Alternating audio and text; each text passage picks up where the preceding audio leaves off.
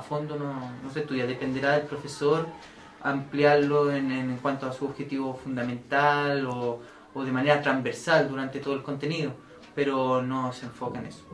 Se enfoca más bien en un ámbito más contexto histórico, de época. Se enseña de acuerdo a los planes y programas del Ministerio de Educación. Se aborda principalmente en historia de Chile y fundamentalmente en el ámbito mío, en el ámbito transversal, trato de ver un poco una historia más patrimonial, por ejemplo Sewell, y en cuanto a la producción netamente de cobre, no en cuanto a conocimiento de los métodos de producción, sino más bien yacimientos, cuáles son privados, cuáles son públicos, la importancia del cobre en la utilidad de la tecnología que se usa, los principales mercados, y eso tratar de vincularlo con el proceso de globalización y de constante expansión comercial y económica que tiene este país. Yo diría que nos enseña más allá de aquello que el currículum pide. Si bien es cierto, creo que hace 2 o 3 años atrás se hizo un trabajo más especializado con esta institución de la Sala del Cobre. Tuvo una muestra, los alumnos trabajaron, hizo una representación, pero de ahí en más no ha habido un trabajo así como tan amplio como ese. Se pasa en sexto básico y en séptimo básico el tema de la geografía, la importancia de la cordillera de los Andes y ahí la minería, pero no se hace de manera acabada. Ahora, cuando tú entras en enseñanza media, en segundo medio tú empiezas a tratar contenidos de historia de Chile, y ahí tú sí puedes hacer un detalle más político, más comercial de lo que pasa hoy día con el cobre, etcétera. Yo creo que sí se trata, pero queda dependiendo del interés que tenga el profesor. Este colegio, donde tuve el año pasado, postuló a una certificación ecológica. Y ese profesor de ciencia tocaba el tema mineral, tocaba el tema del cobre, pero lo tocaba él. Porque los colegios particulares deben entender tú que tienen una libertad de crear estos programas propios. Ese fue el profesor. Si yo revisara hoy día ese plano, esa línea, yo creo que ha tenido algún tipo de modificación. Poco. Solamente dentro de lo que son los contextos, ¿verdad? Dentro del proceso de historia de Chile, ¿cierto? Los procesos económicos del país. En ese aspecto se estudia como a partir del siglo XIX en adelante, el desarrollo del salitre, después con el cobre, pero no específicamente en cuanto al tratamiento o la importancia que tiene el cobre dentro del sustento, no, muy poco. Entonces va habiendo gobiernos, va habiendo periodos, hechos históricos, y ahí se va insertando también en el aspecto de historia económica, pero no que uno se detenga específicamente en eso.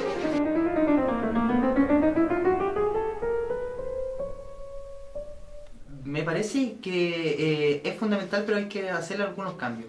Y yo creo que los cambios tienen que ser un poco más en cuanto a la innovación y en cuanto a otras utilidades que se le puede dar al cobre.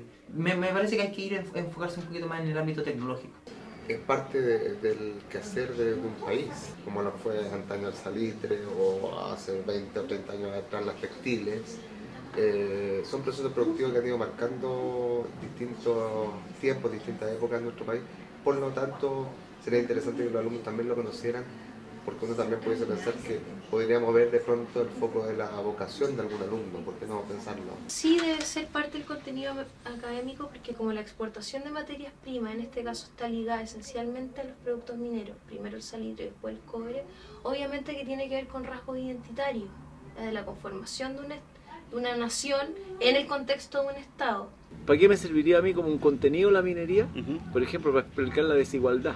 Si eso yo lo veo como un tema, más allá del número, yo creo que es un potencial educativo, si es que se tratara de esa forma. Porque obviamente que es el sustento, es uno de los principales productos en nuestro país, por lo tanto se le debería dar la relevancia dentro del currículum. Lo que pasa es que el currículum es tan extenso que generalmente uno se va acotando en lo que le van pidiendo según los sistemas hasta de medición. Pues si yo me pongo a hablar de la PSU, me voy a acotar específicamente a ciertos aspectos. Sí deben ser parte del contenido académico, porque son parte de la historia de Chile. Hablar de la historia de Chile, sobre todo del siglo XX en adelante, es imposible si no se tiene en consideración cuáles son los avances que hay y cuáles son los cambios políticos, sociales y económicos que hay en torno al cobre. La diferencia está en cuál es la orientación que se da. Solamente retrotraerlo a lo económico también le quita profundidad a los análisis que pueden hacer ellos.